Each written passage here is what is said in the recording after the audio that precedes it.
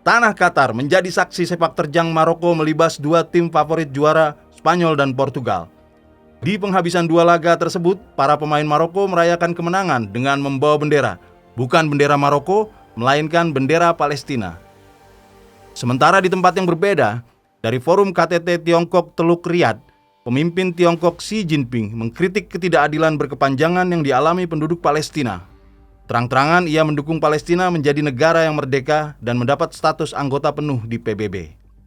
Entah bagaimana, nama Palestina mengemuka hampir bersamaan. Dari dua panggung yang berbeda, disampaikan oleh dua negara yang berbeda. Tidak main-main, dua sikap dukungan ini mau tidak mau jadi perhatian media di seluruh dunia. Xi Jinping memimpin salah satu negara terkuat, sementara Maroko tengah menjadi sensasi di ajang Piala Dunia yang menyedot perhatian manusia dari seluruh penjuru dunia. Ini jelas menunjukkan bahwa isu penjajahan Palestina oleh Israel adalah isu kemanusiaan yang jadi perhatian semua kalangan, apapun latar belakang agamanya. Sejarah bakal mencatat Maroko bukan hanya sebagai negara pertama dari Afrika yang lolos ke babak semifinal Piala Dunia, tapi juga tim pertama di Piala Dunia yang terang-terangan menunjukkan solidaritas kepada penderitaan rakyat Palestina. Di laga perempat final Maroko versus Portugal lalu, kursi penonton di Stadion Al-Tumama Qatar memang hanya setengah terisi. Tapi di Ramallah, Palestina, bar-bar, kafe, dan jalanan dipenuhi para penduduk Palestina yang menonton pertandingan tersebut dengan campur aduk perasaan senang dan tegang. Jelang babak pertama berakhir, Maroko unggul atas Portugal. Kota Ramallah diguncang keriuhan warganya yang ikut merayakan keunggulan Maroko. Terdengar seorang komentator di radio Palestina berteriak sambil berdoa, "Ya Tuhan, biarkan skor ini terus bertahan." Doanya dikabulkan. Wajar jika penduduk Palestina kompak mendukung tim berjuluk Singa Atlas ini di ajang Piala Dunia 2022. Sebab para pemain Maroko dengan bangga menunjukkan sikap dukungan kepada Palestina di panggung sepak bola yang seringkali dibikin steril dari perkara politik. Palestina dan Maroko dipisahkan jarak ribuan kilometer. Tidak ada yang betul-betul menyatukan mereka kecuali fakta bahwa mereka sama-sama bagian dari bangsa Arab. Lalu bagaimana hubungan erat antara keduanya muncul dan menyita perhatian di ajang kompetisi sepak bola terbesar sejagat? Kolumnis Mahbub Junaidi pernah menyebut kalau bangsa-bangsa Arab, termasuk di dalamnya Maroko dan Palestina, tak pernah akur, kecuali dalam dua perkara. Pertama, mereka kompak menyukai penyanyi Mesir Ummi Kulthum. Kedua, mereka kompak memusuhi Israel. Untuk urusan yang kedua, kesadaran kolektif untuk ambil sikap bermusuhan terhadap Israel tumbuh karena nasib tragis yang dialami orang-orang Palestina sejak negara Israel dideklarasikan pada tahun 1948. Pakar politik Timur Tengah Anas Iktait menyebut solidaritas kemanusiaan kepada Palestina menjadi bagian dari kesadaran nasionalisme Arab yang mulai tumbuh sejak pertengahan abad 20. Sejak bertetangga dengan Israel, selama puluhan tahun tragedi menjadi kenyataan hidup sehari-hari yang mesti dihadapi orang-orang Palestina.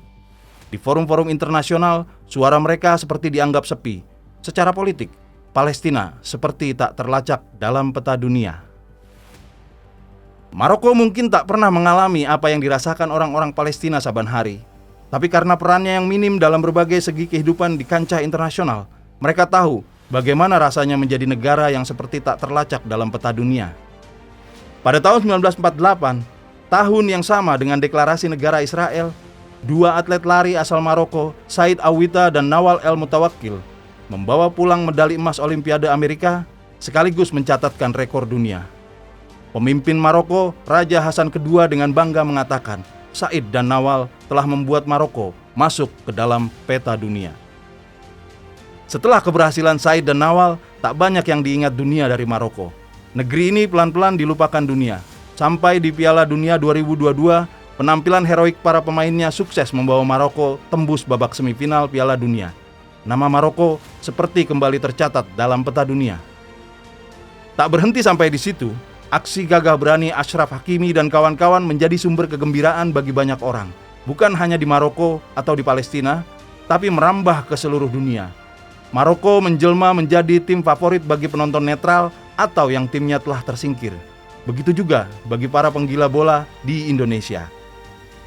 Di Piala Dunia ini, kami adalah Rocky, kata pelatih Maroko Walid Regragui. Ia membandingkan tim asuhannya dengan sosok petinju Rocky Balboa, karakter fiksi dari sebuah film populer Hollywood. Seperti Rocky, Maroko tak pernah difavoritkan, tapi kemudian muncul menjadi jagoannya banyak orang. Pelatih Walid, baik saat merumuskan taktik maupun saat membuat perbandingan, ternyata sama jitunya. Di tengah prestasi yang membuat mereka menjadi sorotan dunia, para pemain Maroko tidak melupakan solidaritas kemanusiaan kepada bangsa Palestina. Suara Palestina sering tercecer dari forum-forum diplomasi dunia, tapi lewat panggung sepak bola, Maroko menemukan jalan untuk mewakili eksistensi orang-orang Palestina. Latar belakang yang kompleks dari solidaritas Maroko kepada bangsa Palestina inilah yang di Indonesia rentan disederhanakan secara sembrono dengan dipandang sebagai sikap solider kepada sesama Muslim. Hampir seluruh populasi Maroko memang Muslim, tapi mereka mendudukan isu Palestina sebagai masalah kemanusiaan, bukan soal Islam versus non-Islam. Sementara di Palestina juga tak sedikit populasi yang bukan pemeluk Muslim. Segenap penduduk Palestina menyambut baik solidaritas Maroko, bukan cuma yang Muslim saja. Seperti juga pemimpin Tiongkok Xi Jinping menyampaikan rasa solidaritas kepada Palestina, latar belakangnya jelas bukan faktor agama, tapi justru karena itu sikap Xi Jinping bernilai penting. Yang dihadapi Palestina adalah masalah akut dan sudah berlangsung puluhan tahun. Perlu campur tangan banyak negara untuk ikut menyelesaikannya. Semakin beragam latar belakang pihak yang terlibat meredakan konflik Palestina-Israel, semakin bagus. Mengingat posisi Tiongkok sebagai salah satu negara adidaya, langkah dan pernyataannya mendukung Palestina bakal ditanggapi serius negara-negara lain. Begitu juga aksi pemain Maroko membawa bendera Palestina yang tak bisa disembunyikan begitu saja dari sorotan kamera. Sayangnya, kalau kita menyimak media sosial belakangan ini, kecenderungan memframing sikap Maroko sebagai sikap solidaritas Islam sudah terjadi. Padahal cara pandang seperti ini sama saja menganggap sikap dukungan Tiongkok tidak ada, juga mengecilkan sikap para pemain Maroko seolah menjadi urusan umat Islam saja. Sementara Palestina membutuhkan perhatian seluruh umat manusia tanpa direcoki dengan sekat-sekat agama.